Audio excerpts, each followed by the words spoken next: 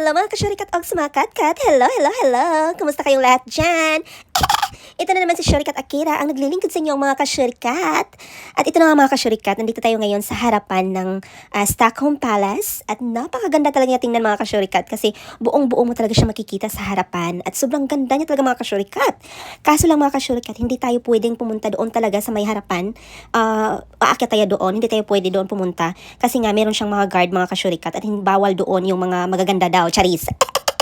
O diba, ang laki ng palace mga kasyurikat, ang ganda-ganda.